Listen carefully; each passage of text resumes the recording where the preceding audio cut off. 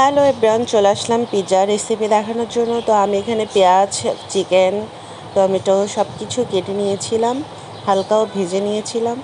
এরপর হচ্ছে আমি সাধারণত তেল দিয়ে ওটা ব্রাশ করে রেখে দিলাম। এরপর পিৎজার ডোটা আস্তে আস্তে একটু রুটির মতো করে নিচ্ছি।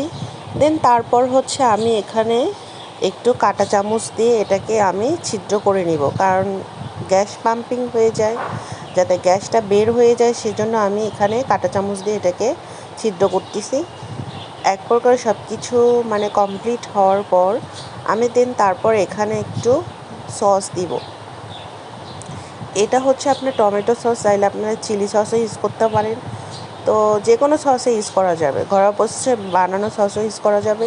তো আমি সাধারণত সসটা চারপাশে দিয়ে দিলাম। এরপর আমি আস্তে আস্তে যেগুলো আমি ভেজে রেখেছিলাম, গাজর, পেঁয়াজ, দেন তারপর টমেটো, এরপর হচ্ছে চিকেন ছোটো ছোটো স্ট্রোকগুলো দিয়ে দিচ্ছি।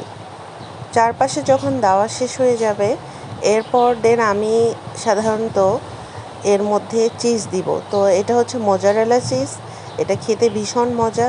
আপনারা অবশ্যই এটা পিৎজার জন্য ব্যবহার করতে পারেন। দেন তারপরে গ্রেট করা চিজগুলো আমি পিৎজার উপর দিয়ে দিলাম। দেন এরপর আমি হচ্ছে চুলার মধ্যে এটাকে দিয়ে দিব। সাধারণত আপনারা চাইলে ওভেনেও বানাতে পারেন, গ্যাসের চুলায়ও বানাতে পারবেন। তো দেন আমার পিৎজাটি রেডি। অনেক সুন্দর আসছে কালারটা। তো কাদের কাদের ভালো লাগে কমেন্ট করে জানাবেন। Thank you, watch my video.